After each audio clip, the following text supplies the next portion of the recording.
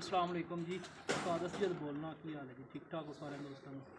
अच्छा दोस्तों, 2-3 दिन का ना जी हाफजाबाद के सोशल मीडिया का दौर है, काफ़ी मामला खराब होए ने ते तनकीद जी है ना वो मेरे तो भी मैंने कमेंट्स आते पे ने। लोग मुख्तलिफ जड़े ना वो बना के जड़े ना ऐड जे मैंने भेजते पे ने जी कि लिए हेयर ग्रुप जी अस चद्दर दी आन की वजह तो जड़ा ना वो टुट गया।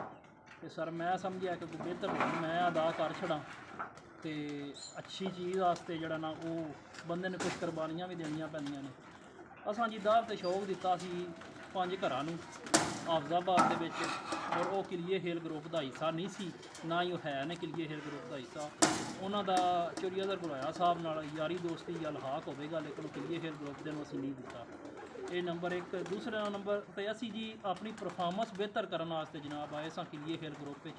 अल्फन साडा कोई किसी का किस्म का जड़ा ना जेन ग्रुप तोड़न का नहीं है, ना ही असी कोई ये रोल अपना अदा कर रहे हैं। शौक क्या है जिंदे चोरी अदर साहब आख्या जी मेरे नाल पहला शौक होना है, तो बेहतर हूँ मैं यही समझिया कि भाई हाफजाबाद मैं जिन्होंने बंद शौक क्या है ना, शौक होंगे कबूतर रखे ने उड़ान वास्ते, कबूतर उड़ाने ने अगे ही सारे इकट्ठे ने। एक मैं घर इन्हां सारे वीरे नाल शौक करता था, लिहाजा ग्रुप जे अगर तुम आते हो ना असजद की वजह से टुटदा पाया, तो मैं भाई ये 5 घरां कोलों जेडे जिन्होंने मैं बाजी कही है, मेरा इन्हां भी नहीं चोरी अदर साहब शौक होंदा। तुसीं अपने दोस्त भी रखो, अपनी पार्टी भी रखो। मैनू अजे जुमा 8 दिन होए ने, 25 दिन होए ने, तुहाडा 20-25 साल का तलक है, तो मैं अपने शौक की खातर तुहाडा जे अगर मेरी वजह तो तुसीं छड्डदे पे हो ना, तुसीं बिल्कुल भी ना छड्डो।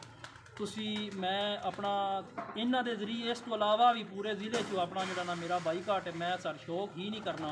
और तुसी अपनी यारियां दोस्तियां सारा निज़ाम ग्रुप का भी मैं अपने उस्ताद वास्ते, अपने दादे उस्ताद वास्ते, अपने ग्रुप ते दादा उस्ताद वास्ते अपने ग्रुप नूं लोग कह रहे हैं कि अस जड़ा ना वो तोड़दा पाया। मैं सर ये जड़ा ना बिल्कुल शौक नहीं करता।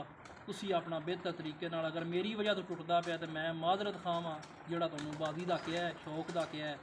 तो लिहाजा तुसी जेडे मामला तुहाडे अपने पार्टी दे है अच्छे तरीके नाल चलाओ, तो इंशाअल्लाह मेरे तुसी मूँह च ना कभी शौक की आवाज़ सुनोगे, तो ना ही मैं किसी ने शौक कहांगा। मेरा पंजाब शौक होंदा पाया, और मैं इंशाअल्लाह पंजाब भी उड्डांगा और मुनसब भी अपना पंजाब को लवां दवांगा। तुहाडे नाल मेरा कोई किसी किस्म का तनाज़ात नहीं। बड़े हो तुसी, शौक वास्ते क्या असी होया नहीं, लेकिन हुण तनाज़ी होना है, करके भी तनाज़ा होना है। तो बेहतर है कि मैं ही जड़ा ना अपना पीछे कर लवां और रोल अदा करा कि मेरा जड़ा ना किलिए हेल ग्रुप वो बच सके।